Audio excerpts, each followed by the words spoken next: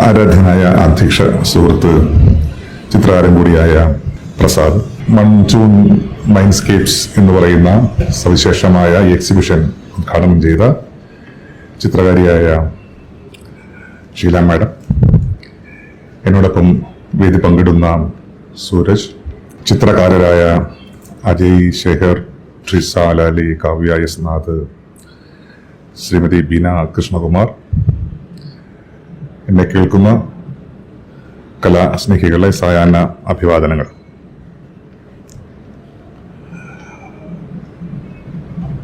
ഇൻഡസിന്റെ വ്യത്യസ്ത പരിപാടികളിൽ നിത്യാനന്ദ് എന്നെ നിത്യം വിളിക്കാറുണ്ട്. പക്ഷെ ഇന്നാണ് പരിപാടിയിൽ നേരിട്ട് പങ്കെടുക്കാൻ കഴിഞ്ഞത്. എന്നെ വിളിച്ചതിലുള്ള സന്തോഷം പങ്കുവെച്ചുകൊണ്ട്, ചിത്രങ്ങൾ കണ്ടതിലുള്ള ആഹ്ലാദവും ഷെയർ ചെയ്തുകൊണ്ട് വളരെ കുറച്ച് കാര്യങ്ങൾ പറയാമെന്നാണ് ഞാൻ വിചാരിക്കുന്നത്.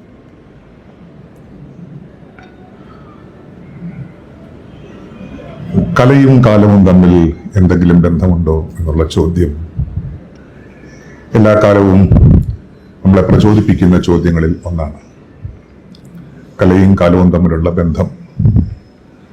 കല എന്നുള്ള വാക്കിനകത്ത് കായ്ക്കൊരു ദീർഘവിട്ടാൽ കാലമാകും എന്നുള്ള ഭാഷാപരമായ ബന്ധത്തിനപ്പുറം കലയുടെ അടിയടരിൽ പ്രവർത്തിക്കുന്ന ചാലകശേഷിയായി എനേബിൾഡ് ആകുന്ന ശക്തിവിശേഷമായി കാലം ഇടപെടുന്നുണ്ടോ എന്നുള്ള ചോദ്യം വളരെ പ്രധാനപ്പെട്ട ചോദ്യങ്ങളിൽ ഒന്നാണ്. നമ്മൾ ശൂന്യയിടത്തിലെ കല, അതിനെക്കുറിച്ച് പറയാറേയില്ല. കാരണം ശൂന്യയിടത്തിൽ, ശൂന്യകാലത്തിൽ കല എന്നത് സാധ്യമാവുകയില്ല.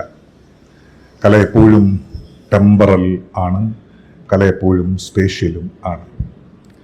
സ്ഥലകാലബദ്ധമാണ് കല എന്ന് ഞങ്ങളിങ്ങനെ ക്ലാസ് മുറിയിൽ പഠിപ്പിക്കുക പതിവാണ്.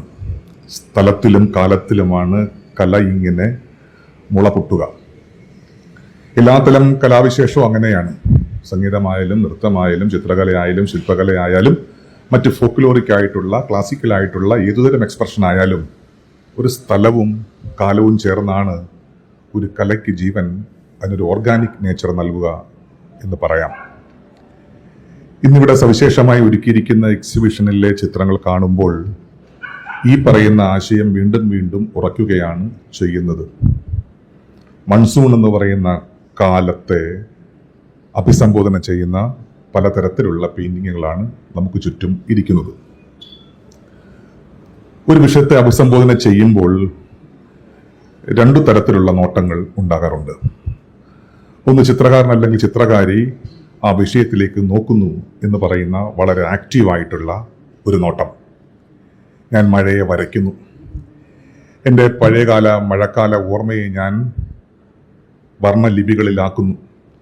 ഇത്തരത്തിൽ ചിത്രകാരൻ അല്ലെങ്കിൽ ചിത്രകാരി പുറത്തു നിന്നുകൊണ്ട് ഒരു വിഷയത്തിലേക്ക് നോക്കുന്നു, ഒരു ഇന്റർഫേസ് ഉണ്ടാക്കുന്നു. അങ്ങനെ കലയുടെ മുകുളങ്ങൾ പൊട്ടി വിടരാം. മറ്റൊന്ന്, കല നമ്മളെ നോക്കുന്നു, വിഷയം നമ്മളെ നോക്കുന്നു. അതിനെയാണ് നമ്മൾ ചരിത്രാത്മകമായ നോട്ടം എന്ന് വിളിക്കുന്നത്. എന്ന് വെച്ചാൽ, നിങ്ങൾ ഇതൊന്നും അറിഞ്ഞു നോക്കിയില്ലെങ്കിലും നിങ്ങളിൽ കാലം പ്രവർത്തിക്കും. ടെമ്പറലായിട്ടുള്ള പലതരത്തിലുള്ള പ്രവേഗങ്ങൾ, ആവേഗങ്ങൾ ചിത്രകാരന്റെ ഉള്ളിലേക്ക് അറിഞ്ഞോ അറിയാതെയോ കടന്നു വരും. അങ്ങനെ വർക്ക് ഓഫ് ആർട്ടുകൾ ഉണ്ടാവും. അങ്ങനെ കലാസപര്യകൾ ഉണ്ടായിത്തീരും. ഞാൻ കണ്ട പെയിന്റിങ്ങുകളിൽ ഇത് രണ്ടുമുണ്ട് എന്ന് പറയാനാണ് എനിക്ക് ആദ്യം തോന്നുന്നത്. ചിത്രകാരനോ ചിത്രകാരിയോ ഈ പറയുന്ന ഉദ്യമത്തോടു കൂടി, ഈ പറയുന്ന ബോധത്തോടു കൂടി ആ വിഷയത്തെ നോക്കുമ്പോൾ ഉണ്ടായ പെയിന്റിങ്ങുകൾ ഇവിടെ ഞാൻ കാണുന്നു. മറിച്ച് മൺസൂൺ എന്ന് പറയുന്ന കാലം തങ്ങളിലേക്ക് അറിഞ്ഞോ അറിയാതെ ഉണ്ടാക്കിയ ട്രേസിന്റെ ഫലമായി, ഇതിനെ സൈദ്ധാന്തികമായി ഞങ്ങൾ പൊളിറ്റിക്കൽ അൺകോൺഷ്യസ് എന്ന് വിളിക്കും, രാഷ്ട്രീയ അബോധം. സൈദ്ധാന്തികമായി ചർച്ച കൊണ്ടുപോകാൻ ഞാൻ ആഗ്രഹിക്കുന്നില്ല, എങ്കിലും അത് പറയാതിരിക്കാൻ നിവൃത്തിയില്ല. നമ്മൾ അറിഞ്ഞാലും അറിഞ്ഞില്ലെങ്കിലും സ്പേഷ്യലും ടെമ്പറലുമായിട്ടുള്ള പല കാര്യങ്ങൾ നമ്മുടെ ഉള്ളിൽ ഇങ്ങനെ പ്രവർത്തിക്കും. അതിൻ്റെ ഭാഗമായിട്ടുണ്ടാവുന്ന വർക്ക് ഓഫ് ആർട്ടുകൾ. അവിടെയാണ് ഒരു പക്ഷേ നിത്യാനന്ദൊക്കെ പറഞ്ഞ മട്ടിലുള്ള ഒരു ബുദ്ധിസ്റ്റ് കാല പരിവേഷം ഈ പെയിന്റിങ്ങുകളുടെ അടിയടരായി തീരുന്നത് എന്നാണ്. അത് ബോധപൂർവമായി നിങ്ങൾ നോക്കിയാലും നോക്കിയില്ലെങ്കിലും ഒരു ചരിത്രത്തിനകത്ത് നിൽക്കുന്ന നമ്മളെ സംബന്ധിച്ച് ബുദ്ധമതത്തിന്റെ ഒരു ചരിത്രവും അറിയാതെ തന്നെ ചിത്രകാരന്റെ തൂലികയിലേക്ക്, വർണ്ണബോധത്തിലേക്ക് ഈ പറയുന്ന കാലരാശികൾ പ്രവർത്തനക്ഷമമാകുന്നുണ്ട്. ആ അർത്ഥത്തിൽ നോക്കിയാൽ ബുദ്ധിസ്റ്റ് ആർട്ട് എന്ന് നമുക്കിതിനെ വിളിക്കുകയും ചെയ്യാം. അപ്പോൾ നമ്മൾ ആലോചിക്കും, നമ്മളിപ്പോൾ അങ്ങോട്ടും ഇങ്ങോട്ടും നടക്കുന്നിടത്തൊന്നും ബുദ്ധ മങ്ങുകളെ കാണുന്നില്ല, ബുദ്ധഭിക്ഷുക്കളെ കാണുന്നില്ല, ബുദ്ധിസ്റ്റ് മൊണാസ്ട്രികൾ കേരളത്തിൽ ഒന്നും ഇപ്പോൾ ഇല്ല.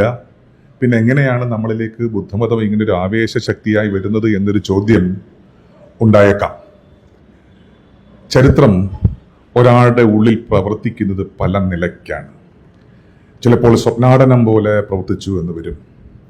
ചിലപ്പോൾ കല്ലിച്ചു കിടക്കുന്ന സത്യം എന്ന നിലയിൽ നമ്മളിൽ ചരിത്രം പ്രവർത്തിക്കും. ചിലപ്പോൾ നിലീനമായി, അന്തർലീനമായി ചരിത്രം നമ്മളിൽ പ്രവർത്തനക്ഷമമാകും. കാരണം നൂറ്റാണ്ടുകളോളം പഴക്കമുള്ള ബുദ്ധമതത്തിന്റെ വേരോട്ടങ്ങൾ അങ്ങോളം ഇങ്ങോളം വേരോടി പടർന്ന സ്ഥലരാശിയുടെ പേരുകൂടിയാണ് കേരളം എന്നത്. അത് ഹിസ്റ്ററി പഠിക്കുന്നവരുടെ വിഷയം മാത്രമല്ല, ഇന്ന് ജീവിച്ചിരിക്കുന്നവരുടെ വിഷയം കൂടിയാണ്. ഇപ്പോൾ മൺസൂൺ മൈൻഡ്സ്കേപ്സ് എന്നൊരു വിഷയം ഇടുമ്പോൾ മൺസൂൺ കാലം എന്ന് പറയുന്ന സവിശേഷമായ കലണ്ടറിലെ ഒരു പ്രത്യേക പീരീഡ് ഉണ്ടല്ലോ, ഏതാണ്ട് 3-4 മാസം നീണ്ടു നിൽക്കുന്ന പീരീഡ്. ആ പീരീഡ് എങ്ങനെയാണ് കേരളത്തിൽ ഒരു കാലത്ത് വ്യവഹരിക്കപ്പെട്ടിരുന്നത്, അതിനെക്കുറിച്ചുള്ള ഒരു ചെറിയ സൂചന നിത്യാനന്ദ തന്റെ ആമുഖ പ്രഭാഷണത്തിൽ പറഞ്ഞിരുന്നു. അതിനെക്കുറിച്ചുള്ള സവിസ്തര ചർച്ച നാളെ എൻ്റെ സുഹൃത്തുകൂടിയായ മാളവിക ബെന്നി നടത്തുമെന്നതുകൊണ്ട് അതിൻ്റെ സൂക്ഷ്മസ്ഥാനങ്ങളിലേക്ക് ഞാൻ പോകുന്നില്ല. എങ്കിലും ആ സൂചനയില്ലാതെ ഈ പ്രഭാഷണം മുമ്പോട്ട് പോകാൻ കഴിയില്ല എന്നതുകൊണ്ട് അതിനെക്കുറിച്ച് കുറച്ച് കാര്യങ്ങൾ പറയാമെന്നാണ് വിചാരിക്കുന്നത്. വർഷകാലം എന്നത് ഏതു ലോകത്തെ ജനതയെയും വളരെ ശക്തമായ തരത്തിൽ ബാധിക്കുന്ന ഒരു കാലത്തിന്റെ പേര് കൂടിയാണ് വർഷകാലം എന്നത്. കാരണം വർഷകാലമാണ് ഫെർട്ടിലിറ്റിയുമായി ബന്ധപ്പെട്ട് നിൽക്കുന്ന ഏറ്റവും പ്രധാനപ്പെട്ട കാലം, ഉർവരതയുമായി ബന്ധപ്പെട്ട് നിൽക്കുന്ന കാലം. ഇപ്പൊ കേരളത്തെ സംബന്ധിച്ച് പറഞ്ഞാൽ പുതിയ കൃഷിയിടങ്ങളെ നമ്മൾ ഒരുക്കിയെടുക്കുന്ന കാലം കൂടിയാണത്. കാരണം ആവശ്യമായ ജലം താഴേക്ക് പതിക്കുന്നു, അത് നദികളിലേക്കും ചെറുതോടുകളിലേക്കും ഒഴുകിപ്പോകുന്നു, പാടി ഫീൽഡുകൾ നനഞ്ഞു വരുന്നു, അവ ഫെർട്ടൈലാകുന്ന കാലം ആണത്. അതുകൊണ്ട് ഭൂമിശാസ്ത്രപരമായ ഒരു പ്രത്യേകത ഉണ്ടതിന്. പ്രത്യേകിച്ച് കേരളത്തെ സംബന്ധിച്ച്, കേരളം പോലെയുള്ള ഒരു കാർഷിക ആവാസ സ്ഥലത്തെ സംബന്ധിച്ച് ഈ മഴക്കാലത്തിന് പ്രത്യേകമായ ഒരു പ്രാധാന്യമുണ്ട്. ലോകത്തെല്ലായിടത്തും ഉണ്ട്, കേരളത്തിന് സവിശേഷവുമായി ഉണ്ട്. മറ്റൊരു കാര്യം ഓർമ്മിക്കാം, സാന്ദർഭികവശാൽ പറയട്ടെ, ഇന്ന് കർക്കിടകം 1 കർക്കിടകം 1 എന്നുള്ളതിന് പുതിയ അർത്ഥങ്ങളൊക്കെ ഉണ്ട് കേട്ടോ. ഓരോ കാലത്തും ഈ മതബോധങ്ങളൊക്കെ വരിക വഴി അതിന് പുതിയ ഭാഷ്യങ്ങളൊക്കെ ഉണ്ടാകും. പക്ഷേ കുറച്ചുകൂടി പിന്നാമ്പുറത്ത് സഞ്ചരിച്ചാൽ നമ്മൾ ഇന്ന് കാണുന്ന ഭാഷ്യമായിരിക്കില്ല അതിനുണ്ടാവുക. ഓരോ കാലത്തും ഓരോ അർത്ഥത്തിലാണ് നമ്മൾ ചരിത്രത്തെ മനസ്സിലാക്കുന്നത്. ഒരു ബുദ്ധിസ്റ്റ് പ്രവശ്യയുടെ കാലത്ത്, അല്ലെങ്കിൽ ബുദ്ധമതത്തിന്റെ വലിയ നീരോട്ടമുണ്ടായിരുന്ന ഒരു കാലത്ത് ഈ പീരീഡ് എന്ന് പറയുന്നത് വസയുടെ കാലം ആണ്. വസ എന്നത് പാലി ഭാഷയിലെ പദമാണ്. വസ എന്നാൽ മഴക്കാലം എന്നാണ് അർത്ഥം. വസയാണ് സംസ്കൃതത്തിൽ വർഷം ആയി മാറുന്നത്. ആ വർഷമാണ് നമ്മൾ പറയുന്ന മഴ എന്നത്. അതുകൊണ്ട് റെയിൻ റിട്രീറ്റ് എന്ന് പറയുന്നത് ഒരു ബുദ്ധിസ്റ്റ് മൊണാസ്ട്രിയുമായി ബന്ധപ്പെട്ട, ബുദ്ധിസ്റ്റ് ആചാരവിശേഷങ്ങളുമായി ബന്ധപ്പെട്ട ഒരു കാര്യമായി മനസ്സിലാക്കണം. ബുദ്ധഭിക്ഷുക്കളെല്ലാവരും തങ്ങളുടെ ആശ്രമത്തിൽ അല്ലെങ്കിൽ തങ്ങളുടെ ചൈത്യത്തിൽ ഒതുങ്ങിക്കൂടിയിരിക്കുന്ന 3-4 മാസക്കാലമാണ് ഈ റെയിൻ റിട്രീറ്റ് എന്നത്. സാധാരണഗതിയിൽ അവർ നാടുനീളെ നടന്ന് ഗംഭീരമായ വചനങ്ങൾ നടത്തി, പ്രഘോഷണങ്ങൾ നടത്തി ആൾക്കാരെ പുതിയ പാതയിലേക്ക് നയിക്കും. ഭിക്ഷുക്കളായി ഭിക്ഷാടനം നടത്തും. എല്ലായിടത്തേക്ക് നടന്ന് മതത്തിന്റെ ആശയാവലികൾ പറയും, ബുദ്ധമതത്തിന്റെ അഷ്ടാംഗ മാർഗങ്ങളെക്കുറിച്ച് ജനങ്ങളോട് സംസാരിക്കും. പക്ഷെ മഴക്കാലമായാൽ അവർ എങ്ങേക്കും പോവില്ല, ഒരു ഭിക്ഷ എടുക്കാനും പോവില്ല. അവർ തങ്ങളുടെ ചൈത്യത്തിനകത്ത് ഒന്നിച്ചുകൂടി വെറുതെ ഇരിക്കുകയാണ് ചെയ്യുന്നത്. ഒരു തരം ശാപത്ത് എന്ന് വേണമെങ്കിൽ പറയാം. ഒത്തുകൂടി അവർ വെറുതെ ഇരിക്കുന്നു. ഈ വെറുതെ ഇരിക്കുന്നത് എന്തെന്ന് ചോദിച്ചാൽ അതിനൊരു ബുദ്ധിസ്റ്റ് വ്യാഖ്യാനം ഉണ്ട്. അവർ വെറുതെ ഇരിക്കുക ആണെന്ന് നമുക്ക് തോന്നിയാലും അത് ചില കരുതലുകൾ ആണ്, ചില കരുതലുകൾ എടുക്കുകയാണ്. എന്താണ് കരുതൽ എന്ന് ചോദിച്ചാൽ, ബുദ്ധമത ഭിക്ഷുക്കൾ ഈ കാലത്ത് പുറത്തേക്ക് നടന്നാൽ തങ്ങൾ പോകുന്ന വയൽവരമ്പിൽ റോഡിൽ, പാഡി ഫീൽഡിൽ ഒക്കെ മുളപൊട്ടി വരുന്ന പുതിയ നാമ്പുകൾ തങ്ങളുടെ പാദങ്ങളാൽ അമർന്നു പോകും. ഈ ഒരു പാരിസ്ഥിതിക ബോധമാണ് അവരെ വീട്ടിലിരിക്കാൻ പ്രേരിപ്പിക്കുന്നത്. ചെറിയ പ്രാണികൾ, പുൽച്ചാടികൾ ഒക്കെ സമൃദ്ധമായി ഉണ്ടായി വരുന്ന ഒരു കാലമാണ് ഈ റെയിനി സീസൺ എന്നത്, മഴക്കാലം എന്നത്. ഈ മാരിക്കാലം എന്ന് പറയുന്നത് അതാണ്. പുതുനാമ്പുകൾ പൊട്ടുന്ന സമയം. ഈ സമയത്ത് പുറത്തേക്ക് ഇറങ്ങി നടന്ന് അതിന് ദ്രോഹം വരുത്തരുത് എന്ന് പറയുന്ന അഹിംസാ ബോധ്യം ആണ്. അഹിംസയുടെ വലിയ മാനങ്ങൾ നോക്കൂ. ഗാന്ധി പറയുന്ന അഹിംസയേക്കാൾ എത്രയോ ഉദാരവും എത്രയോ ആഴമുള്ള അഹിംസാബോധമായിരുന്നു ബുദ്ധിസ്റ്റുകൾ കൊണ്ടാടിയിരുന്നത് എന്ന് നമ്മൾ ഓർമ്മിക്കുക. അതുകൊണ്ടാണ് അവർ പുറത്തേക്കൊന്നും പോകാതിരുന്നത്. ഇവർക്കുള്ള ഭക്ഷണമൊക്കെ കർഷകരായിട്ടുള്ള മനുഷ്യന്മാർ ചൈത്യത്തിൽ കൊണ്ട് കൊടുക്കുക പതിവാണ്. ഭിക്ഷ അവിടേക്ക് കൊണ്ട് കൊടുക്കുകയാണ്. കർഷകർ പോലും, അന്ന് ജീവിച്ചിരുന്ന സാധാരണക്കാരായ കർഷകർ, പാഡി ഫീൽഡിൽ ജോലി ചെയ്തിരുന്ന മനുഷ്യർ, വിയർപ്പൊഴുക്കുന്നവർ, അവർ അവരുടെ ജോലിയിൽ വ്യാപൃതരായിരിക്കും. അവരുടെ ജോലിയിൽ ഇടയ്ക്ക് പോയി ശല്യപ്പെടുത്തരുത്, അതുകൊണ്ട് സ്വസ്ഥമായി നമുക്ക് ചൈത്യത്തിൽ കുടിയിരിക്കാം എന്നുള്ള വിവേകം കൂടിയായിരുന്നു അത്. ഒരു തരത്തിൽ പറഞ്ഞാൽ ഒരു പ്രാപഞ്ചിക ബോധം ആണത്, ഒരു പാരിസ്ഥിതിക ബോധം ആണത്. നമ്മൾ ഇന്ന് ഇക്കോ ഫിലോസഫിയെ കുറിച്ച് പറയും. നമ്മൾ ധരിക്കുന്നത് അത് യൂറോപ്പിൽ നിന്ന് കെട്ടി വന്ന ഒരു പുതിയ സൈദ്ധാന്തിക ഏർപ്പാടാണ് എന്നാണ്. പക്ഷേ ചരിത്രം പരിശോധിച്ചാൽ, ബുദ്ധിസ്റ്റ് ചരിത്രം പരിശോധിച്ചാൽ, ഈ ഫിലോസഫി ആദ്യം തന്നെ കുടിയിരിക്കുന്നത് ബുദ്ധമതം പോലെ ജൈനമതം പോലെയുള്ള മതരൂപങ്ങളിലാണെന്ന് കാണാം. നമ്മൾ പാരിസ്ഥിതിക സൗന്ദര്യശാസ്ത്രം എന്ന് പറയും. പാരിസ്ഥിതിക സൗന്ദര്യശാസ്ത്രം, ഇക്കോ ഈസ്തറ്റിക്സ് എന്നാണ് പറയുക. ഈ ഇക്കോ ഈസ്തറ്റിക്സിന്റെ സൂക്ഷ്മരൂപമാണ് സത്യത്തിൽ ഈ വസയിൽ ഉള്ളത്. നോക്കൂ, ബുദ്ധമതത്തിന്റെ സൂക്ഷ്മരൂപങ്ങൾ നോക്കൂ. പ്രകൃതിയെ സംബന്ധിച്ചിട്ടുള്ള കരുതൽ, ഭാവിക്കു വേണ്ടിയുള്ള കരുപ്പിടിപ്പിക്കൽ. അതുകൊണ്ട് ബുദ്ധഭിക്ഷുക്കൾ തങ്ങളുടെ ചൈത്യങ്ങളിൽ അനങ്ങാതെ ഇരിക്കുന്നു. ഈ പീരീഡാണത്. അനങ്ങാതിരിക്കുക മാത്രമല്ല, അവർ തമ്മിൽ ചില സംവാദങ്ങളൊക്കെ നടത്തും അകത്തിരുന്നുകൊണ്ട്. ഇക്കാലത്താണ് ചികിത്സകൾ നടന്നു വന്നിരുന്നത്. ഈ ബുദ്ധമതത്തെക്കുറിച്ച് പഠിച്ചവർക്കൊക്കെ അറിയാം, ബുദ്ധമതവും നമ്മളുടെ ആയുർവേദം പോലെയുള്ള പഴയകാല ചികിത്സാ സമ്പ്രദായവുമായി ചില ബന്ധങ്ങൾ ഉണ്ട്. ആ ബന്ധങ്ങളും ഇപ്പോഴും നമ്മളത് പറയാറുണ്ടല്ലോ. കർക്കിടക മാസമായാൽ നമുക്ക് മരുന്ന് കഴിച്ചു തുടങ്ങാം, കർക്കിടക മാസമായാൽ നമുക്ക് തിരുമ ചികിത്സയിലേക്ക് പോകാം എന്ന് പറയുന്ന പുതിയ ആയുർവേദ ക്രമീകരണങ്ങളുണ്ട്.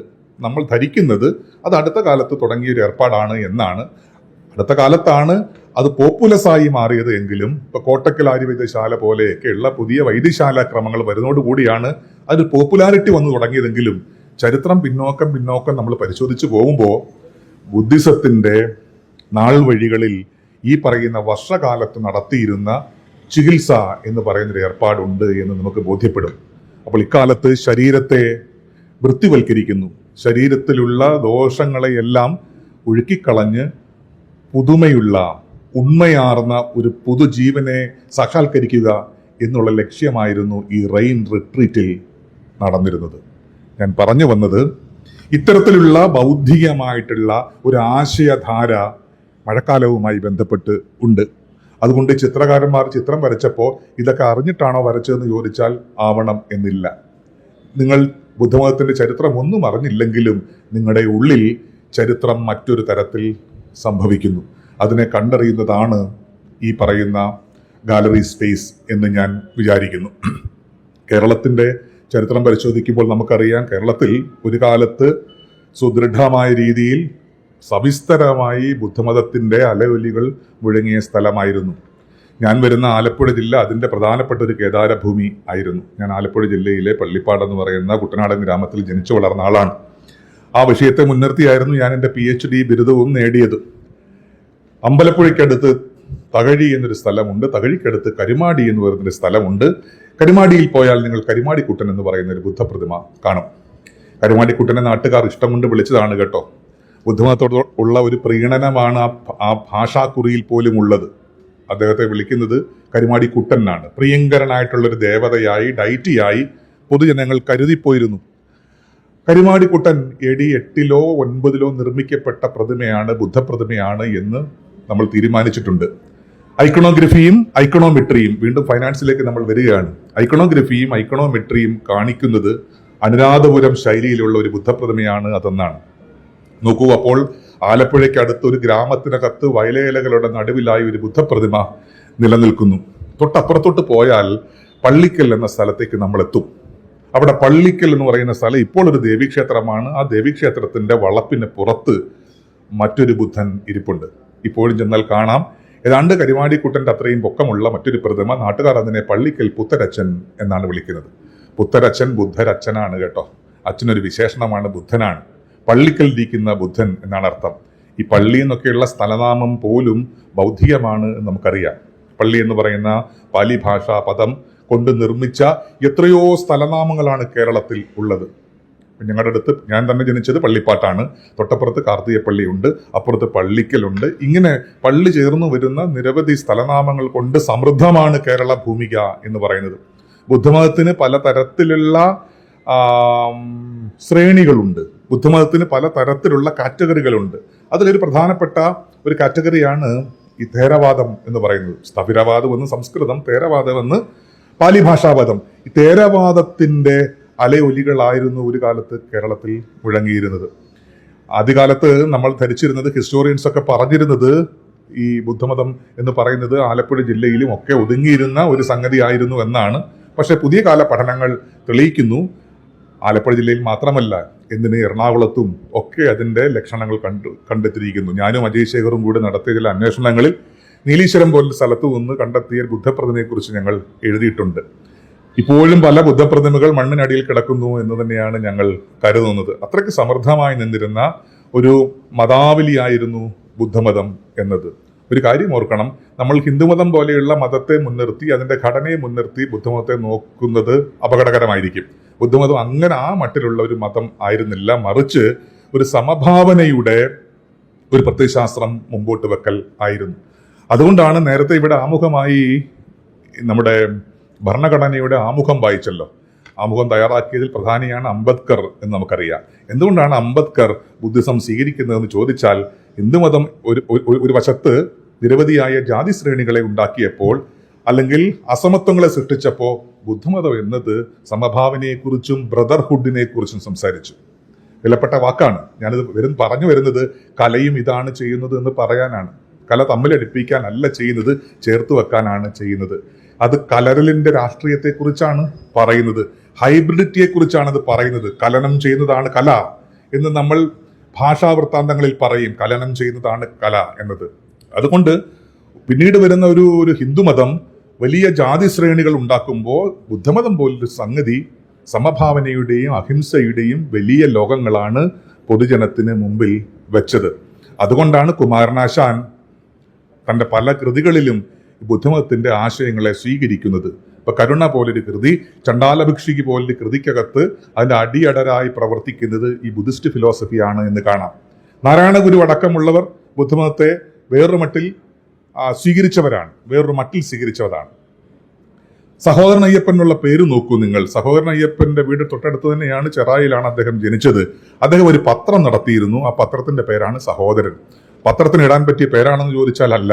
സാധാരണഗതിയിൽ പത്രത്തിന് എങ്ങനെ പേരിടുകയോ, പക്ഷെ സഹോദരൻ എന്ന് അദ്ദേഹം പേരിട്ടത് ഒരു കൗണ്ടർ ആർഗ്യുമെന്റ് എന്ന നിലയിലാണ്, ഒരു പ്രതിബോധം ഉണ്ടാക്കാൻ വേണ്ടിയാണ്. കാരണം നാളതുവരെ ജാതിയുടെയും മതത്തിന്റെയും അസമത്വങ്ങൾ അനുഭവിച്ച ജനതയ്ക്ക് ഒരു പുതിയ ലോകക്രമം സൃഷ്ടിക്കാനാണ് സഹോദരൻ എന്നുള്ള പദം അദ്ദേഹം ഉപയോഗിക്കുന്നത്. കാരണം സഹോദരൻ എന്നുള്ള പദം സാഹോദര്യം എന്ന് പറയുന്ന പദത്തിൽ നിന്ന് വരുന്നതാണ്. സാഹോദര്യം എന്ന് വെച്ചാൽ എന്താണ്? ആ വാക്കിന്റെ റൂട്ട് സഹ ഉദരത്തിൽ പിറന്നത് എന്നാണ് അർത്ഥം.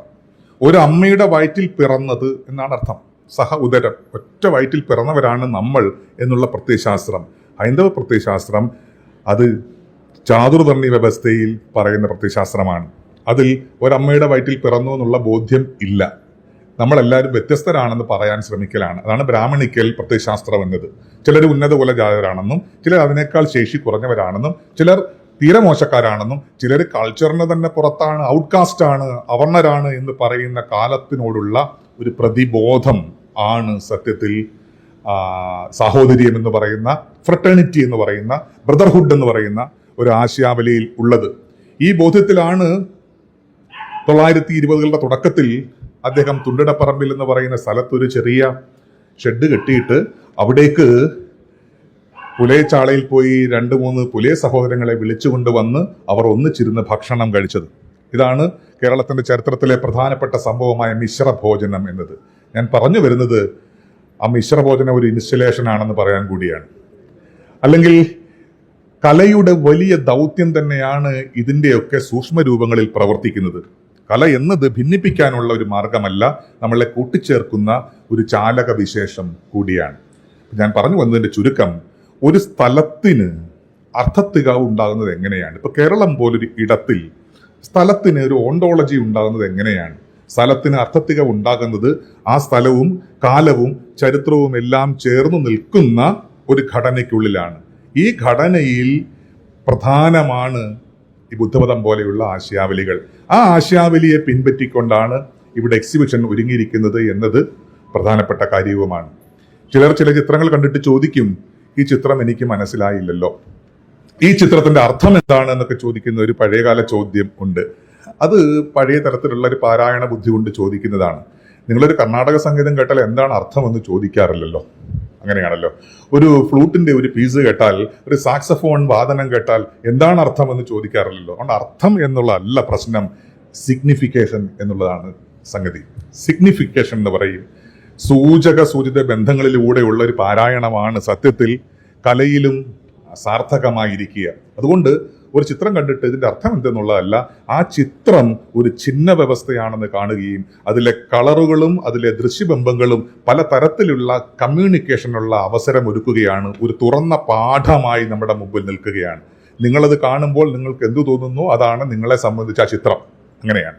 എല്ലാ കാലത്തേക്കും എല്ലാ തരത്തിലും ഉറഞ്ഞുകൂടിയ അർത്ഥങ്ങൾ ഇരിക്കുന്ന ഒന്നിന്റെ പേരല്ല വർക്ക് ഓഫ് ആർട്ട് എന്നുള്ളത്. ഓരോ കാലത്തും ഓരോ തരത്തിൽ അത് വായിക്കപ്പെടും. രവിവർമ്മയുടെ ചില ചിത്രങ്ങൾ ഒരു കാലത്ത് വായിക്കപ്പെട്ട പോലെ അല്ല പിൽക്കാലത്ത് വായിക്കപ്പെടുന്നത്. രവിവർമ്മയുടെ ഞാൻ സാന്ദർഭികമായി പറഞ്ഞു എന്ന് മാത്രമേ ഉള്ളൂ.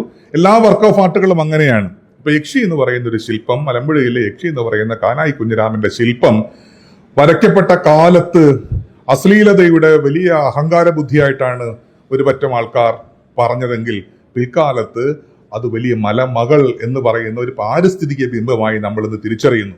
ഇങ്ങനെയാണ് കാലം എന്ന് പറയുന്നത്, ഈ കല എന്ന് പറയുന്നത് കാലം അനുസരിച്ച് പുതിയ പുതിയ അർത്ഥങ്ങളെ സംക്ഷേപിച്ചു കൊണ്ടേയിരിക്കും. അതുകൊണ്ട് ഒരു ചിത്രവും ഈ പറയുന്ന ബോർഡറിനകത്ത് തീരുന്നതല്ല, ഒരു ക്യാൻവാസിനകത്ത് തീരുന്നതല്ല ഒരു ചിത്രവും. ആ ചിത്രം നമ്മളോട് പലതരത്തിൽ സംവദിച്ചു കൊണ്ടേയിരിക്കുന്നു. ചിത്രഭാഷയുടെ ഒരു പ്രത്യേകത എന്നത് ഇമേജ് ലാംഗ്വേജിന്റെ പ്രത്യേകത എന്നത്, സൈൻ ലാംഗ്വേജിന്റെ പ്രത്യേകത എന്നത് നമുക്ക് ഏത് അർത്ഥത്തിലും അതിനെ കൂട്ടിക്കൊണ്ടു പോകാൻ കഴിയുന്നു എന്നുള്ളതാണ്. ഒരു പക്ഷേ സാഹിത്യത്തിന് അത്രമാത്രം ശേഷിയില്ല എന്ന് സാഹിത്യ പഠിതാക്കൾ വരെ സമ്മതിച്ചു തരും. സാഹിത്യത്തിന് ഒരു പരിമിതിയുണ്ട്. കാരണം സാഹിത്യം എന്നത് വാക്കുകളുടെ മാത്രം ഒരു കളിയാണ്. അതുപോലും കാലാന്തരത്തിൽ പുതിയ അർത്ഥങ്ങൾ ഉണ്ടാക്കുന്നുണ്ടെങ്കിൽ ഈ നിറങ്ങളുടെ വിന്യാസങ്ങൾ, രൂപങ്ങൾ, രൂപാവലികൾ ഏതെല്ലാം തരത്തിലേക്ക് നമ്മളെ കൂട്ടിക്കൊണ്ടുപോകും എന്ന് നോക്കുക. ചുരുക്കത്തിൽ ഈ വരഞ്ഞിരിക്കുന്നത് നമ്മളെ തന്നെയാണ് എന്നാണ്. കാലത്തെ വരയ്ക്കുന്നതിലൂടെ, സ്ഥലത്തെ വരയ്ക്കുന്നതിലൂടെ നാം നമ്മെ തന്നെ പ്രകാശിപ്പിക്കാൻ ശ്രമിക്കുകയാണ്. ഇങ്ങനെയൊക്കെയാണോ ചിത്രകാരന്മാർ അവരുടെ പെയിന്റിങ്ങിനെ കാണുന്നത്? എനിക്ക് അറിഞ്ഞുകൂടാ. അത് അറിയേണ്ട കാര്യവും ഇല്ല. ചിത്രം വരച്ചു കഴിഞ്ഞാൽ അവരിൽ നിന്ന് ചിത്രം മുറിഞ്ഞു ഒരു പ്രത്യേകമായ എൻറ്റിറ്റിയായി മാറിക്കഴിഞ്ഞു. അത് കാണുമ്പോൾ എനിക്ക് ഇങ്ങനെയൊക്കെ പറയാൻ തോന്നുന്നു, അത് ഞാൻ പറയുന്നു എന്നാണ്. എല്ലാ പാരായണങ്ങളും ഒരുപക്ഷെ അങ്ങനെയാണ്. ഖസാക്കിന്റെ ഇതിഹാസം പോലെ ഒരു കൃതി എഴുതപ്പെട്ട കാലത്ത് 1000 പേരിൽ താഴെ മാത്രം ആൾക്കാർ വായിച്ച കൃതിയാണെങ്കിൽ ഇന്ന് ക്ലാസ് മുറികളിലും ഒക്കെയായി ലക്ഷക്കണക്കിന് കോപ്പികൾ അച്ചടിക്കുകയും രവിയുടെ അയനത്തെക്കുറിച്ച് നമ്മൾ നിത്യേന സംസാരിച്ചു കൊണ്ടിരിക്കുകയും ചെയ്യുന്നു. കാലാതിവർത്തിയായി തീരുന്ന നോവൽ, കാലാതിവർത്തിയായി തീരുന്ന പെയിന്റിങ്ങുകൾ, കാലാതിവർത്തിയായി തീരുന്ന സിനിമകൾ, കാലാതിവർത്തിയായി തീരുന്ന നാടകങ്ങൾ. ഇങ്ങനെയാണ് കല നമ്മോട് ചെയ്യുന്നത് എന്തെന്ന് ചോദിച്ചാൽ ഇതൊക്കെ തന്നെയാണ്. ഭാവിയിലേക്കുള്ള ചില ഉപാദാനങ്ങളായി ഇവ പ്രവർത്തിക്കും. അത് വളരെ പ്രധാനപ്പെട്ട ആശയമാണ്. ഉത്തമമായ കല എന്നത് ഭാവിയിലേക്കുള്ള, ഫ്യൂച്ചറിലേക്കുള്ള നോട്ടമാണ്, പെർസ്പെക്റ്റീവ് ആണ് എന്ന് പറയാം. ഭൂതകാല അനുഭവങ്ങളാണ് വരയ്ക്കുന്നത് കേട്ടോ. ഒരാൾ വരയ്ക്കുമ്പോൾ ആ വരയുന്ന ആൾ, അല്ലെങ്കിൽ വരയ്ക്കുന്ന ആൾ, ചിത്രം വരയ്ക്കുന്ന ആൾ, പെയിന്റിങ് നടത്തുന്ന ആൾ, അല്ലെങ്കിൽ ശില്പം കൊത്തുന്ന ആൾ, അല്ലെങ്കിൽ ഒരു വർക്ക് ഓഫ് ആർട്ട് ഉണ്ടാക്കുന്ന ആൾ, അയാൾക്ക് അതുവരെയുള്ള ബോധ്യങ്ങൾ വെച്ചിട്ടായിരിക്കും ചെയ്യുക. ആ അർത്ഥത്തിൽ ഭൂതകാലമാണ് അയാൾ പ്രവർത്തിക്കുന്നത്. പക്ഷേ ആ വരയ്ക്കുന്ന പ്രോസസ്സ് എന്ന് പറയുന്നൊരു സംഗതിയുണ്ട്. ആ പ്രോസസ്സ് നടക്കുന്നത് വർത്തമാന കാലത്തിലാണ്. ആ പ്രോസസ്സിങ്, വരയുടെ പ്രോസസ്സ് എന്നുള്ളത് വളരെ പ്രധാനമാണ്. ഒരു പ്രോസസ്സ് കഴിഞ്ഞ വസ്തുവാണ് ഇതെങ്കിലും പ്രോസസ്സ് തുടരുന്ന വസ്തു കൂടിയാണ് കലാവസ്തുക്കൾ. ഇത് പുതിയ കലയെ സംബന്ധിച്ച, പ്രത്യേകിച്ച് ഫൈൻ ആർട്ടിനെ സംബന്ധിച്ച ഒരു പുതിയ ആശയലോകമാണ്. നമ്മൾ പറയുന്ന ചിത്രകലാ നിരൂപകർക്ക് പറയുന്ന പുതിയ ആശയങ്ങളിൽ ഒന്നാണ്, പ്രത്യേകിച്ച് പോസ്റ്റ് മോഡേൺ നിരൂപകർ പറയുന്ന പുതിയ ആശയങ്ങളിൽ ഒന്നാണ് വരയ്ക്കപ്പെടുക എന്ന് പറയുന്ന ഒരു പ്രോസസ്സ് അവസാനിക്കാതെ പെയിന്റിങ്ങിനകത്ത് ഇങ്ങനെ നിലീനമായിരിക്കുന്നു. പ്രോസസ്സ് തുടരുകയാണ്. കൊണ്ട് വർത്തമാനകാലം തുടരുന്ന കലാസൃഷ്ടികളാണ് ഇത്തരം പെയിന്റിങ്ങുകൾ എന്ന് പറയാം. അത് എന്തിനെന്ന് വെച്ചാൽ അത് ഭാവി കാലത്തേക്കുള്ള ചില നോട്ടങ്ങളെ സമ്മാനിക്കുന്നു. ഭാവി കാലത്തേക്കുള്ള ചില ചൂണ്ടുപലകയായി, ഭാവി കാലത്തേക്കുള്ള ചുട്ടെഴുത്തുകളായി ഇത്തരം പെയിന്റിങ്ങുകൾ പ്രവർത്തിക്കുന്നു. അപ്പോൾ ചുരുക്കത്തിൽ ചിത്രകല പോലെയുള്ള വർക്ക് ഓഫ് ആർട്ടുകൾ ഭൂത, വർത്തമാന, ഭാവി കാലങ്ങളുടെ ഒരു സമന്വയമാണ് എന്ന് പറയാം. ആ അർത്ഥത്തിലും അത് സമ്പൂർണമായി ടെമ്പറൽ ആണ്. അത് 3 കാലങ്ങളെയും ചേർത്ത് വെക്കുന്ന ഒരു അനുഭവമായി മാറുന്നു. അനുഭവം എന്ന് പറയുന്നത് നിസ്സാരപ്പെട്ട കാര്യമല്ല കേട്ടോ. അനുഭവത്തിലാണ് നമ്മൾ നിൽക്കുന്നത്. ഈ സംസ്കാരത്തെക്കുറിച്ചൊക്കെയുള്ള പഠനങ്ങളിൽ നമ്മൾ എപ്പോഴും പറഞ്ഞ കാര്യമുണ്ട്. ഒരു കാലത്ത് എന്താണ് culture, what is mean by culture എന്നൊക്കെ ചോദിക്കുമ്പോൾ ഉത്തരം പറഞ്ഞ രീതിയിലല്ല നമ്മളിന്ന് ഉത്തരം പറയുന്നത്. നമ്മളിന്ന് പറയും അനുഭവങ്ങളുടെ കൂട്ടത്തിന്റെ പേരാണ് സംസ്കാരം എന്നാണ്. അനുഭവങ്ങളുടെ കൂട്ടത്തിന്റെ പേരാണ് സംസ്കാരം എന്നാണ്. ഈ റൈമൺ വില്യംസിനെ പോലെ ഒരു പണ്ഡിതൻ പറയും, സ്ട്രക്ചർ ഓഫ് ഫീലിംഗ് എന്നൊരു വാക്ക് പറയും. അനുഭൂതി ഘടന എന്നാണ്, അനുഭൂതികളുടെ ഘടന. ഈ അനുഭൂതി ഘടനയുടെ പേരാണ് ഒറ്റ വാക്കിൽ സംസ്കാരം എന്നത്. അത്തരം അനുഭൂതി ഘടന സൃഷ്ടിക്കുന്നതിൽ നമ്മുടെ പെയിന്റിങ്ങുകൾ വഹിക്കുന്ന പങ്ക് നിസ്സാരം അല്ല. പക്ഷെ നമ്മൾ അങ്ങനെ നോക്കിക്കാണാറില്ല. നമ്മുടെ കാലത്തെ മാറ്റിയെടുക്കുന്നതിൽ, നമ്മുടെ സ്ഥലത്തെ പുതുക്കുന്നതിൽ നമ്മൾ മറ്റു പല ബലവിശേഷങ്ങളെയും കുറിച്ച് പറയും. ഇപ്പൊ നവോത്ഥാനന്തരം വരുന്ന കേരളത്തിന്റെ പരിണാമം നോക്കുമ്പോൾ അതിൽ നാടകം വഹിച്ച പങ്കിനെ കുറിച്ച് പറയും, സാംബശിവൻ വഹിച്ച പങ്കിനെ കുറിച്ച് പറയും, അല്ലെങ്കിൽ ചില സാഹിത്യകൃതികൾ വഹിച്ച പങ്കിനെ കുറിച്ച് പറയും. പക്ഷെ നമ്മൾ അവിടെ ഉപോത്ബലകമായി പെയിന്റിംഗ് അടക്കമുള്ള കലാരൂപങ്ങളെ അങ്ങനെ ചേർത്ത് വെക്കാറില്ല. അതൊരു പക്ഷേ കേരളത്തിലെ കലാനിരൂപണത്തിലെ ഒരു തരക്കേടായിട്ട് എനിക്ക് തോന്നിയിട്ടുണ്ട്. കേരളം കലാനിരൂപണത്തിലെ ഹിസ്റ്ററി ഓഫ് ആർട്ട് എന്ന് പറയുന്ന സംഗതിയിൽ ആർട്ട് ഹിസ്റ്ററിക്കകത്തെ ഒരു തരക്കേടാണെന്ന് തോന്നിയിട്ടുണ്ട്. നമ്മൾ കേരളത്തിന്റെ പരിണാമത്തെ അടയാളപ്പെടുത്തുമ്പോൾ ഇപ്പൊ നവോത്ഥാനം മുതൽ ഇങ്ങോട്ട് വരുന്ന ആധുനിക കേരള രൂപീകരണം, പൊതുമണ്ഡല രൂപീകരണം, പിന്നീട് പറയുന്ന 1ാം മന്ത്രിസഭ, അതിനുശേഷം വരുന്ന ഒരു പുതിയ കേരളം, നവകേരളം, ഇതിനെയൊക്കെ സൃഷ്ടിക്കുന്നതിൽ മറ്റു ചില ബിംബമാലികകളാണ് നമ്മൾ വെക്കുന്നത്. ചില രാഷ്ട്രീയ പ്രസ്ഥാനങ്ങൾ, അതേപോലെ തന്നെ ചില വ്യക്തികളുടെ മൂവ്മെന്റുകൾ, ഇങ്ങനെ പറഞ്ഞു പോവുകയാണ് ചെയ്യുന്നത്. മറ്റു കലകളെക്കുറിച്ചും നമ്മൾ പറയാറുണ്ട്. നാടകമടക്കമുള്ള കലകളെക്കുറിച്ച് പറയാറുണ്ട്. സിനിമയടക്കമുള്ള കല എങ്ങനെയാണ് കേരള സമൂഹത്തെ മാറ്റിത്തീർത്തത് എന്ന് പറയാറുണ്ട്. പക്ഷെ നമ്മുടെ പെയിന്റിങ്ങുകൾ അതിനകത്ത് വഹിച്ച പങ്കിനെ കുറിച്ച് നമ്മൾ പൊതുവെ പറയാറില്ല. അപ്പൊ എനിക്ക് തോന്നിയ ഒരു കാര്യം, കേരളത്തിനകത്ത്, എനിക്ക് ഇത്തരം സ്പേസിലല്ലേ ഇത് പറയാൻ പറ്റുള്ളൂ, കൊണ്ട് പറയുകയാണ്, കേരളത്തിനകത്ത് ചിത്രകലാ നിരൂപണം എന്ന് പറയുന്നത് ഏറ്റവും ബാലാരിഷ്ടതയിലാണ് നിൽക്കുന്നത് എന്ന് തോന്നുന്നു. ചെയ്യുന്നവരൊക്കെ വൃത്തിയായിട്ട് ചെയ്യുന്നുണ്ട് കേട്ടോ. ഇപ്പൊ കവിതാ ബാലകൃഷ്ണനെ മറന്നുകൊണ്ടല്ല, വിജയകുമാർ മേനോനെ മറന്നുകൊണ്ടല്ല പറയുന്നത്. പക്ഷേ കലാനിരൂപണം എന്ന് പറയുന്നത് വലിയ ഒരു ഡിസ്കോഴ്സായി വരേണ്ടതുണ്ട് എന്ന് തോന്നുന്നുണ്ട്.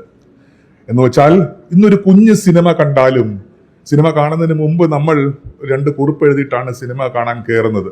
സിനിമാ നിരൂപണത്തിന്റെ ഒരു ചെറിയ ധാരയാണ് കേട്ടോ. ഇന്റർവെൽ വരെ കണ്ടിട്ട് പുറത്തിറങ്ങിയിട്ട് ആ സിനിമയെക്കുറിച്ച് 10 കമന്റ് ഒപ്പം തന്നെ നമ്മൾ ഫേസ്ബുക്കിൽ പോസ്റ്റ് ചെയ്യും. സീരിയസ് ആയിട്ടുള്ള സിനിമാ നിരൂപണം അല്ലെങ്കിലും അതിനെക്കുറിച്ച് വർത്തമാനം പറയുന്നു എന്നത് വളരെ പ്രധാനപ്പെട്ട കാര്യമാണ്. സിനിമ കഴിഞ്ഞാലോ ദീർഘമായിട്ടുള്ള കമന്റുകളും ഒക്കെ എഴുതും. അശ്വന്ത് ഗോക്കിനെ പോലെയുള്ള ആൾ ഒരു വീഡിയോ തന്നെ ചെയ്യും. ഉണ്ണിയെ പോലെ ഒരു വ്ളോഗർ ദീർഘമായി സംസാരിക്കും. GP രാമചന്ദ്രനെ പോലെയോ അല്ലെങ്കിൽ വെങ്കടേശ്വരനെ പോലെയോ ഞാനും ഒക്കെ അല്പം എഴുതുന്ന ആളാണ്. നമ്മളും ഒക്കെ ഇങ്ങനെ ദീർഘമായി ആ സിനിമയെക്കുറിച്ച് ഇങ്ങനെ കീറി മുറിച്ച് പറയും. പക്ഷെ ചിത്രകലയെ സംബന്ധിച്ച് നമ്മൾ എത്ര പേർ സംസാരിക്കുന്നുണ്ട്, എത്ര പേർ എഴുതുന്നുണ്ട് എന്നുള്ള ചോദ്യം വളരെ പ്രധാനപ്പെട്ട ചോദ്യമാണ്. എപ്പോഴും ഒരു കലാവസ്തു, ആ കലാവസ്തുവിന്റെ അസ്തിത്വം, കലാവസ്തുവിന്റെ എൻറ്റിറ്റി എന്ന് പറയുന്നത് അതിനെക്കുറിച്ചുള്ള ചർച്ചകൾ കൂടി ചേരുമ്പോഴാണ്. ഇപ്പൊ നോവൽ എന്ന് പറഞ്ഞാൽ നോവൽ നിരൂപണം കൂടി ചേരുന്നതാണ് നോവൽ. നമ്മൾ സാധാരണ KGSന്റെ കവിതയിൽ പറയുന്നത് പോലെ കണ്ടാണ് കടലിത്ര വലുതായത്. കടലിനെ കുറിച്ച് പറഞ്ഞുമാണ് കടൽ ഇത്ര വലുതായത്. കടൽ സ്വയം വലുതായതല്ല. അതിനെക്കുറിച്ചുള്ള പറച്ചിലുകൾ, നറേറ്റീവുകൾ, അതിനോടുള്ള സംവാദ ബുദ്ധികൾ, ഇതെല്ലാം ചേർന്നിട്ടാണ് കടൽ വലിയ നിത്യവിസ്മയ സാന്ദ്രമായി നമ്മുടെ മുമ്പിൽ നിൽക്കുന്നത്. എല്ലാം അങ്ങനെയാണ്. പക്ഷെ കേരളത്തിനകത്തെ ഈ കലയെ സംബന്ധിച്ചുള്ള ചർച്ചകൾ അതൊക്കെ തന്നെ ഒരു കോഫി ഷോപ്പിനകത്തുള്ള വർത്തമാനങ്ങളായി ചുരുങ്ങി പോവുകയാണ് ചെയ്യുന്നത്. ഞാൻ പറഞ്ഞത് ഇത്തരം ഗാലറി സ്പേസിൽ നടക്കുന്ന കാഴ്ചകൾ മാത്രമല്ല, അതിനെക്കുറിച്ചുള്ള വർത്തമാനങ്ങളും അതിനെക്കുറിച്ചുള്ള ദൈക്ഷണികമായ എഴുത്തും വരേണ്ടതുണ്ട്. കലയെക്കുറിച്ച് നമുക്ക് സംസാരിക്കേണ്ടതുണ്ട്. അതിനാവശ്യമായ ടൂളുകൾ നമ്മൾ വികസിപ്പിച്ചെടുക്കേണ്ടതായി ഉണ്ട്. പ്രത്യേകിച്ച് തദ്ദേശീയമായ വിഷയങ്ങൾ പറയുമ്പോൾ, ഇപ്പോൾ എക്സ്പ്രഷനിസം പോലെ ഇംപ്രഷനിസം പോലെയുള്ള പെയിന്റിങ്ങുകളെ കുറിച്ച് പറയുമ്പോൾ അതിന്റെ ചില മൊഡാലിറ്റികൾ നമുക്ക് ഫ്രഞ്ചിൽ നിന്ന് ഫ്രാൻസിൽ നിന്ന് ലഭ്യമായിട്ടുണ്ട്. അത്തരം പെയിന്റിങ്ങുകളെ വായിക്കാനുള്ള ഉപാദാനങ്ങളും തിയറികളും പാശ്ചാത്യ ലോകത്ത് നിന്ന് നമ്മൾ ഇറക്കുമതി ചെയ്യപ്പെട്ടിട്ടുണ്ട്. പക്ഷെ തദ്ദേശീയമായ കാര്യങ്ങളെ കുറിച്ച് പറയാൻ നമ്മൾ മാത്രമേ ഉള്ളൂ, അല്ലെ? ഇപ്പൊ കേരളത്തിന്റെ പഴയൊരു പ്രാക്ടീസിനെ കുറിച്ചാണ് ഈ പറയുന്നത്. അല്ലെങ്കിൽ ഇന്ത്യയുടെ തന്നെ, അല്ലെങ്കിൽ നേപ്പാളിന്റെ, അല്ലെങ്കിൽ ബർമ്മയുടെ തേരവാദ ബുദ്ധമതം ഒരു കാലത്ത് നിലയുറപ്പിച്ച സ്ഥലത്ത് മൺസൂൺ മൈൻഡ്സ്കേപ്സ് എന്ന് പറയുന്ന അർത്ഥങ്ങൾ എന്തൊക്കെ സംസ്കാരത്തെയാണ് ഉൽപ്പാദിപ്പിക്കുന്നത് എന്ന് നമ്മൾ പറയാൻ ബാധ്യസ്ഥരാണ്. നിത്യാനന്ദൊക്കെ കുറച്ച് മട്ടിൽ ചെറിയ ഒരു ബ്രോഷറിനകത്ത് ഒരു ചെറിയ ഒരു കുറിപ്പ് എഴുതുന്നു എന്നതിനപ്പുറത്ത് കാഴ്ചക്കാരായി വരുന്ന കാണികൾ കൂടി ഉണ്ടാക്കുന്നതാണ് കല. അങ്ങനെയാണ് കാണിയെ ഉണ്ടാക്കുന്നത് കണിയാണ്. ഇതെല്ലാം കണികളാണെന്ന് വെക്കുക. ഈ കണിയാണ് കാണിയെ ഉണ്ടാക്കുന്നത്, ഈ കാണി കൂടിയാണ് കണിയെയും ഉണ്ടാക്കുന്നത്. ഇതിനകത്ത് റെസിപ്രോക്കാലിറ്റി ഉണ്ട്. അങ്ങനെയാണ്. ഇപ്പൊ ഷീലാ മാഡത്തിന്റെ ഒരു പെയിന്റിങ് ഷീലാ മാഡം ഉണ്ടാക്കിയതാണെങ്കിലും ഷീലാ മാഡം നമ്മളത് കാണുക വഴിയാണ് ആ കണിക്ക് ഒരു ഓണ്ടോളജി ഉണ്ടായിത്തീരുക. അപ്പൊ അജയ് ശേഖർ വരച്ച ചിത്രം, പ്രസാദിന്റെ ചിത്രം, പേരറിയാത്ത ഒരുപാട് ആർട്ടിസ്റ്റുകളുടെ ഇരിപ്പുണ്ട്. നിങ്ങളുടെയൊക്കെ ചിത്രങ്ങളെ ഒരു കണിയായി, ഒരു വിഷ്വലായി നമ്മൾ കാണുമ്പോൾ ആ വിഷ്വലിന് ഒരു വിഷ്വാലിറ്റി ലഭിക്കുന്നത്, അതിനൊരു വിഷ്വൽ പ്രോസസ്സ് ലഭിക്കുന്നത് എൻ്റെ കണ്ണിൽ കൂടിയാണ്. അതിനെ ക്രിട്ടിക്ക് ചെയ്യാൻ അർത്ഥം വിമർശിക്കുക എന്നല്ല, അതിലെ ഓരോ ബിംബങ്ങളെയും അഴിച്ചെടുത്ത് സംസാരിക്കാനുള്ള ഒരുതരം കലയുടെ ഭാഷ നമ്മൾ വികസിപ്പിച്ചുകൊണ്ടിരിക്കുന്നു. നമ്മൾ ഒരു ഫോട്ടോ എടുക്കാനുള്ള ബാക്ക്ഗ്രൗണ്ടായിട്ട് മാത്രമാണ് ഗാലറി സ്പേസുകളെ പൊതുവെ കാണുക. അങ്ങനെയാണല്ലോ, ഗാലറി സ്പേസുകളെ പൊതുവെ നമുക്കൊരു ചിത്രം എടുക്കാനുള്ള ബാക്ക്ഗ്രൗണ്ട് എന്ന നിലയിലാണ് ഇപ്പോഴും പൊതുമലയാളി, അല്ലാത്തവരുണ്ട് കേട്ടോ, പൊതുമലയാളി കാണുന്നത് നമുക്കുള്ളൊരു ബാക്ക്ഗ്രൗണ്ട് എന്നാണ്. പഴയ കാലത്തും അങ്ങനെയായിരുന്നു. പ്രകൃതിയെ നമ്മൾ കാണാൻ പോകുന്നത് എവിടെയാണ്? ഇടുക്കിയിലാണ് പ്രകൃതി എന്ന് നമ്മൾ ധരിച്ചിട്ടുണ്ട്. അങ്ങനെയാണല്ലോ. ടൂറിസത്തിന്റെ ഒരു കള്ളക്കളിയാണ് കേട്ടോ അത്. കാരണം നമ്മൾ ടൂർ പോകുന്നത് എങ്ങോട്ടാണെന്ന് ചോദിച്ചാൽ ഹൈറേഞ്ചിലേക്ക് ടൂർ പോകുന്നു, ഹൈറേഞ്ചിൽ പോകുന്നു. എന്നിട്ട് ഹൈറേഞ്ചിൽ പോയിട്ട് മലമടക്കുകളുടെ മുമ്പിൽ നിന്ന് ചിത്രം എടുക്കുന്നു. അപ്പോൾ നിങ്ങൾ ധരിക്കുന്നത് എന്തെന്ന് വെച്ചാൽ പ്രകൃതി എനിക്കൊരു പരഭാഗം ആണ്, പ്രകൃതി ബാക്ക്ഗ്രൗണ്ടും നിങ്ങൾ ഫോർഗ്രൗണ്ടുമാണെന്നാണ്. സത്യത്തിൽ ഇതൊരു മുതലാളിത്തം ഉണ്ടാക്കുന്ന ഒരു ഉദ്ദേശ്യമാണ്. കാരണം നിങ്ങളാണ് പ്രധാനം, മനുഷ്യനാണ് പ്രധാനം എന്നും ബാക്ക്ഗ്രൗണ്ട് എന്ന് പറയുന്നത് നിങ്ങൾക്ക് വശംവദമാകാനുള്ള വളരെ പാസീവായ ഒരു സംഗതിയാണ് എന്നുമാണ്. ഇതിനെ തിരിച്ചിടുകയായിരുന്നു ബുദ്ധിസം വസയിലൂടെ എന്നാണ് ഞാൻ പറയാൻ വന്നത്. പുതിയ കാലത്തോടുള്ളൊരു സമരമുഖം കൂടിയാണ് ഈ പറയുന്ന പെയിന്റിങ്ങിലൊക്കെ നിലീനമായിരിക്കുന്നത്. എന്ന് വെച്ചാൽ പ്രകൃതി എന്ന് പറയുന്നത് മനുഷ്യന്റെ തുടർച്ചയാണ്. പ്രകൃതി എന്ന് പറയുന്നത് എനിക്ക് പുറത്തല്ല. നമ്മൾ അങ്ങനെയാണല്ലോ ആധുനിക കാലത്ത് നമ്മൾ പറയുന്നത് പ്രകൃതി എനിക്ക് പുറത്താണ് എന്നാണ്. ഞാൻ പ്രകൃതിയുടെ ഭാഗമല്ല, അതുകൊണ്ട് ഞാൻ അതിന് ഫ്രണ്ടിൽ പോയി ഫോട്ടോ എടുക്കും. കാരണം നിങ്ങൾ വേറൊരാളാണ്. ഹ്യൂമൻ ബീയിങ് എന്ന് പറയുന്നത്, ഒരു മോഡേൺ ഹ്യൂമൻ ബീയിങ് എന്ന് പറയുന്നത് വേറൊരാളാണ്. നിങ്ങൾക്ക് ബാക്കിൽ ഇങ്ങനെ നിവർന്നു കിടക്കുന്ന ഒരു പശ്ചാത്തലം മാത്രമാണ് പ്രകൃതി എന്നത്. പക്ഷെ പുതിയ ഭാഷ്യവും പഴയ ഭാഷ്യവും അങ്ങനെയല്ല. നിങ്ങൾ പ്രകൃതിയുടെ തുടർച്ചയാണ്, ആ കണ്ണിയിലെ ഒരാൾ മാത്രമാണ് എന്നാണ്. ഈ ഒരു ബോധം ഈ പഴയ ബുദ്ധിസ്റ്റ് ആചാരത്തിന്റെ പിന്നിലുണ്ട്, ഈ വസയിൽ ഉണ്ട്. ആ വസയെ നമ്മൾ ആഘോഷിക്കുക വഴി നമ്മൾ ഒരു പുതിയ എക്കോളജിക്കൽ പെർസ്പെക്റ്റീവിനെ പുനരുൽപ്പാദിപ്പിക്കാൻ ശ്രമിക്കുകയാണെന്ന് എനിക്ക് തോന്നുന്നു. അങ്ങനെയൊക്കെയുള്ള രാഷ്ട്രീയ മൂല്യങ്ങൾ ഇന്നത്തെ ഈ പറയുന്ന പെയിന്റിംഗ് എക്സിബിഷന് ഉണ്ട്. അത് വേറെ തരത്തിലുള്ള ഒരു തിരിച്ചുപിടിക്കൽ ആണ്. തിരിച്ചുപിടിക്കൽ എന്ന് പറയുന്ന വാക്കൊക്കെ കുഴപ്പം പിടിച്ച കാലത്താണ് നമ്മൾ ജീവിക്കുന്നത്. കാരണം പലരും പഴയ തിരിച്ചുപിടിക്കാൻ ശ്രമിക്കുന്നുണ്ട്. രാഷ്ട്രീയത്തിന്റെ വക്താക്കൾ തിരിച്ചുപിടിക്കാൻ ശ്രമിക്കുന്നു, ഫാഷിസത്തിന്റെ വക്താക്കൾ പഴയ കാലത്തെ തിരിച്ചുപിടിക്കാൻ ശ്രമിക്കുന്നു. ആ തിരിച്ചുപിടിക്കൽ അല്ല ഇത് കേട്ടോ. ആ തിരിച്ചുപിടിക്കൽ അത് കൾച്ചറൽ നാഷണലിസത്തിന്റെ തിരിച്ചുപിടിക്കലാണെങ്കിൽ ഇത് കൾച്ചറിന്റെ തന്നെ തിരിച്ചുപിടിക്കൽ ആണ്. ഇത് പ്രകൃതിയെ നമ്മൾ അറിയാനുള്ള ഒരു ശ്രമത്തിന്റെ ഭാഗമാണ്.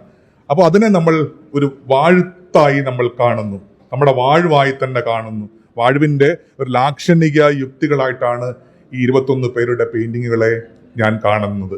ഈ നിലകളിൽ രാഷ്ട്രീയമായും സാമൂഹ്യമായും ചരിത്രപരമായും കൊണ്ടാടുകയല്ല കണ്ടാടാൻ നമുക്ക് കഴിയുമോ എന്നുള്ള ചോദ്യം പ്രധാനപ്പെട്ട ചോദ്യമാണ്.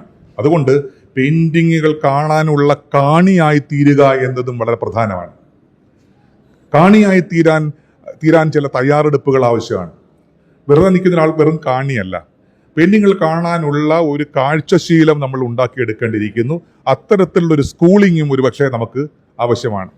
ചെറുതാണെങ്കിലും ചെറിയ കൂട്ടമാണെങ്കിലും അതിലേക്കുള്ള ചില നോട്ടങ്ങളാണ് ഇത് എന്ന് ഞാൻ മനസ്സിലാക്കുന്നു. പഴയതിനേക്കാൾ കൂടുതൽ ചിത്രകലാ സ്കൂളുകൾ ഇന്ന് കേരളത്തിൽ ഉണ്ട്, ചെറുതും വലുതുമായിട്ടുണ്ട്. പലയിടത്തും ക്രാഫ്റ്റാണ് പഠിപ്പിക്കുന്നതെങ്കിലും ചിത്രകലയുടെ വലിയ ഉദ്യമങ്ങളിലേക്ക് പോകാനുള്ള കരിക്കുലം പല യൂണിവേഴ്സിറ്റികളും വികസിപ്പിച്ചിട്ടുണ്ട്. അത് വലിയ കാര്യം തന്നെ. പക്ഷേ നമ്മുടെ പൊതുജനത്തിനകത്ത്, ഒരു പബ്ലിക്കിനകത്ത് ഇപ്പോഴും ചിത്രകലാ പാരായണം എന്ന് പറയുന്നത് അതിന്റെ ശൈശവദശയിലാണ് എന്നാണ് ഞാൻ പറയാൻ ശ്രമിക്കുന്നത്. അതിനെ കൂടി അഡ്രസ്സ് ചെയ്തുകൊണ്ട് വേണം ഇൻഡസിന്റെ ഭാവി പ്രവർത്തനങ്ങൾ പോകാൻ എന്ന് മാത്രം പറഞ്ഞുകൊണ്ട് എനിക്ക് അത് അനുവദിച്ച സമയം ഏതാണ്ട് കഴിഞ്ഞിരിക്കുന്നു. ഇങ്ങനെ നിരവധി കാര്യങ്ങൾ പറഞ്ഞുകൊണ്ടേയിരിക്കാം, ഒരു പെയിന്റിങ്ങിനെ എടുത്ത് നമുക്ക് പറഞ്ഞുകൊണ്ടേയിരിക്കാം. പക്ഷെ അതിനുള്ളൊരു സദസ്സല്ല എന്നതുകൊണ്ടാണ് ജനറലി ഇത്തരം കാര്യങ്ങൾ പറഞ്ഞത്. എന്തായാലും ഈ സായനവേളയിൽ നിങ്ങളെ കാണാൻ കഴിഞ്ഞതിൽ, നിങ്ങളോട് സംസാരിക്കാൻ കഴിഞ്ഞതിലുള്ള സന്തോഷം പങ്കുവെക്കുന്നു. ഈ പറഞ്ഞൊന്നുമായിട്ട് നിങ്ങൾ ബന്ധപ്പെടുത്താതെയും നിങ്ങൾക്ക് ഈ പെയിന്റിങ്ങുകളെ കാണാം. കാരണം അവയ്ക്ക് അതിൻ്റെതായ സ്വതന്ത്ര അസ്തിത്വമുണ്ട്. അങ്ങനെ ഈ കണികളെ കാണാനുള്ള നല്ല കാണികളായി നിങ്ങൾ മാറട്ടെ എന്ന് ആശംസിച്ചുകൊണ്ട് നിർത്തുന്നു. നമസ്കാരം.